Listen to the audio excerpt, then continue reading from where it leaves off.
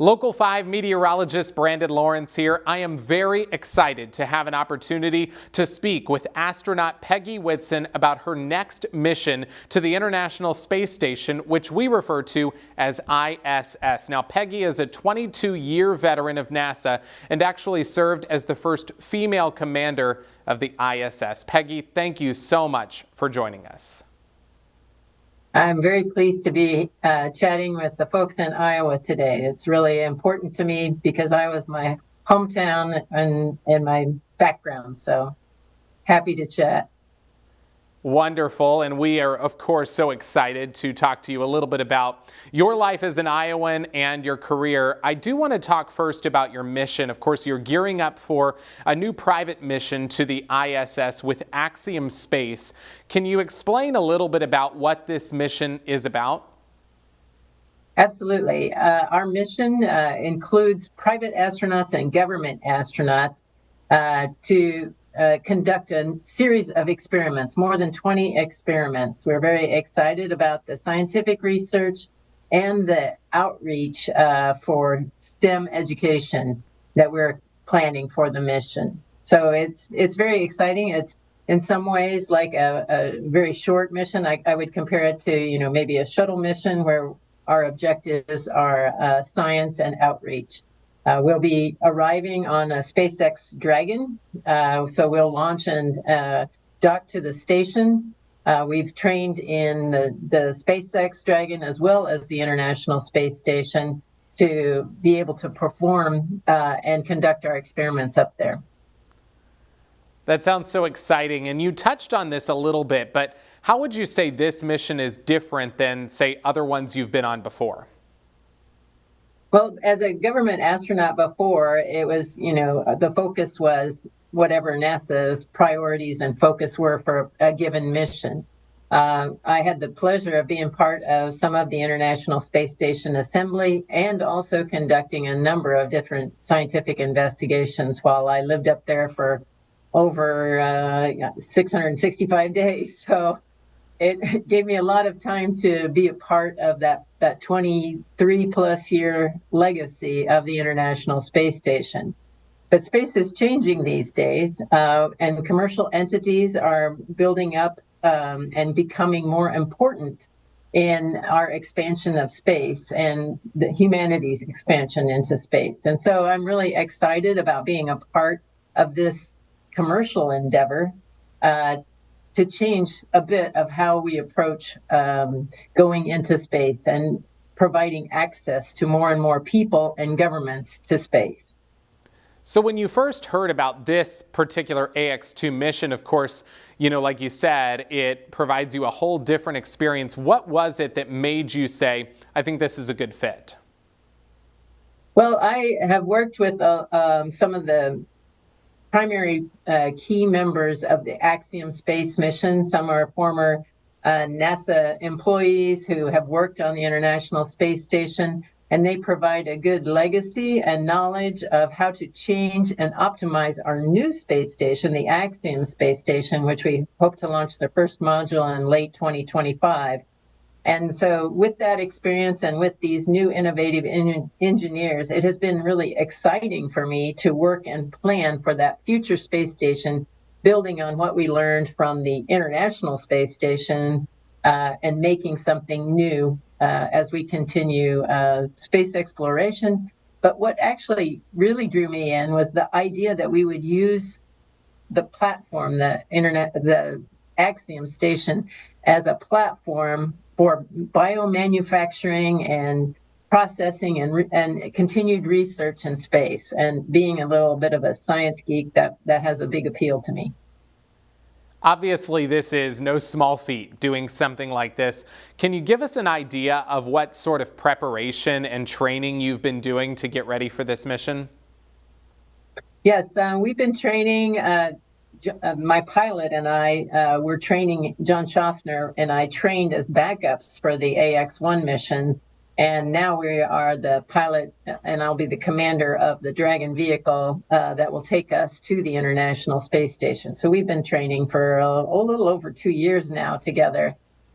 He's got tons of experience in flight and fiber optic technologies and other things. And we also have two other astronauts from Saudi Arabia, Ali Al-Karni and Rayana Barnawi, one a fighter pilot and one a bioscientist in stem cell and cancer research.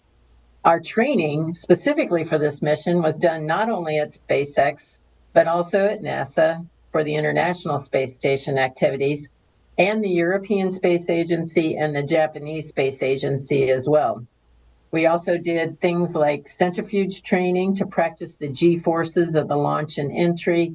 We did outdoor and confined environment training for team building experiences and developing good communication skills to work together. So we've done a pretty wide variety of different things to be prepared for the mission.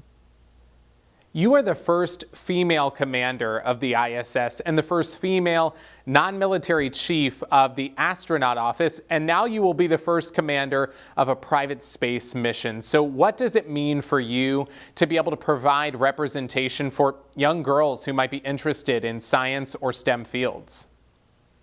Well, it means a lot to me to be a role model, and in particular on this mission, Rayana will be the first Saudi woman to ever fly in space as well. So it feels great to be able to mentor her in her objectives to inspire her country and the world that women can do this job too.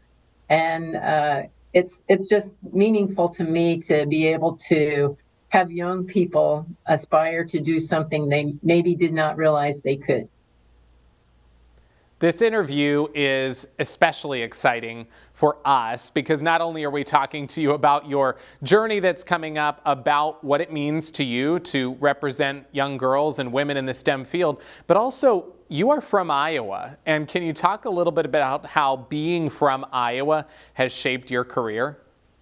Absolutely. I think growing up on a farm gave me an incredible sense of work ethic. Obviously, as you know, farmers are hardest working folks ever. They never quit. and that not only that work ethic, but the ability to solve problems that just happen on the farm. You have to fix things to make it work, to get the job done, and to approach life as kind of a problem solving thing that we have to work on. And I think that work ethic and that problem solving were instilled in me growing up on a farm through my parents. It's so true. And like you said, that hard work, it applies to so many different things, but I can't even begin to fathom some of the problem solving and issues that you may have to deal with on a regular basis. And so I've got kind of a fun question for you because everybody always wants to know this. What would you say are some fun facts about travel in space that maybe we don't know or we might find interesting? So I don't know, what sort of food do you eat? What's your typical routine like when you go out to space?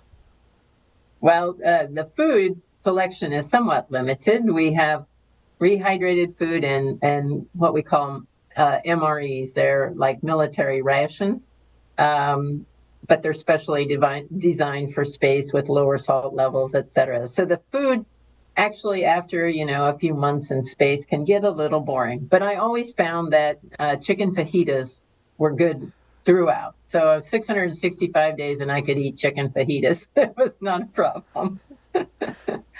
Maybe a lot of us could get used to that, yeah.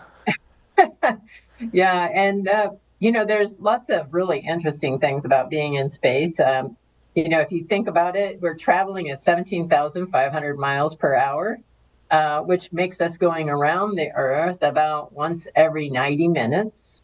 And what's really cool is you think about the Earth and part of it's in shadow, part of it's in the sun. And so you have 16 sunrises and sunsets in a day. So it just gives you a perspective of that speed. I think other times people don't understand that the International Space Station is huge. The truss that holds the solar arrays is the length of a football field. And each solar array weighing is 115 feet long. Then there's like 15 modules. I always like to compare them to like a school bus size modules. Some are smaller school buses and some are bigger school buses, but there are 15 modules that have the pressurized sections where we live and work and do all the scientific research. So it's a really cool place to go and to be a part of. And so I'm really excited to go back and to take 3 new astronauts to space. All of that is so fun and so cool to hear about, but this has got to be taxing, I would think, on your body, maybe both physically and mentally. So what do you do to get through it? Well, the training actually prepares us, I think, very much mentally to be prepared for anything that comes at us. We practice all the bad day scenarios, and then I think that makes you realize you have confidence in what you could do if that happened. Obviously, none of us ever want any of that to happen. And we also, the primary focus of our mission is to conduct research. And so it's all part of that process of training, is to become comfortable with all of the risks and to understand them and to train to protect against them or in the scenarios where they might happen. Training can make such a huge difference in what you can accept and feel comfortable doing. Well, Peggy, we are nearing the end here of our interview, but I've got to ask you, you've obviously had such an incredible career. What originally said space? I'm going to be an astronaut. I'm going to go to space. It's not something a lot of people either think they can do or even would consider doing. Well, when I was 9 years old when I saw Neil Armstrong and Buzz Aldrin walk on the moon, and I think it was a very pivotal age for me because I was dreaming of being an astronaut, but I was a farm kid, and I'm like, how does a farm kid become an astronaut? I have no idea. And it wasn't until I graduated from high school and NASA had selected the first female astronauts, and among them was Shannon Lucid, a biochemist who I was like, I was in love with biology and chemistry, and I thought, well, maybe I can become an astronaut. So seeing someone in that role really helped me change it from a dream and make it into a goal. It still took many, many years of rejections as I tried to get in to become an astronaut. But in the end, my path led me and trained me to be well prepared for when I was selected as an astronaut.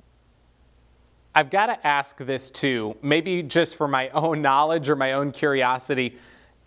Is there a way you could describe what the feeling is like when you are in one of these spacecraft and you make it to space? I mean, that's something that so many of us will never, ever experience or can't even imagine.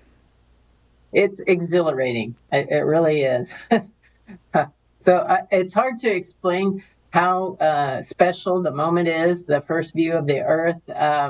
It's amazing to be able to see the planet as a whole and see and recognize that as we live in this artificial mechanical place that we have built in space that provides our oxygen and takes away our carbon dioxide, and we look down at Earth and all of humanity, except for the few people that are with you, live down there.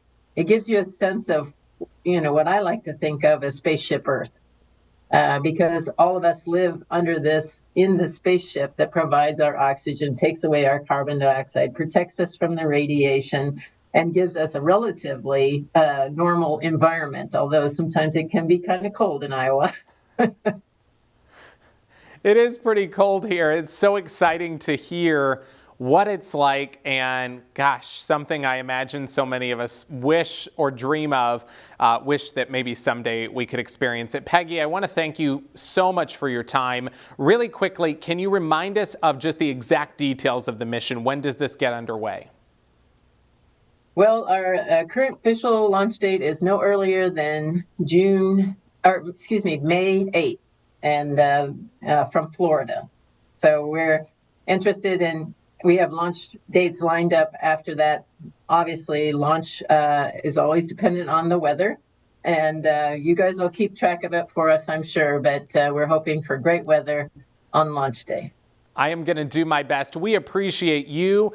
Best of luck on the mission, and all of us here in Iowa will be cheering you on in May.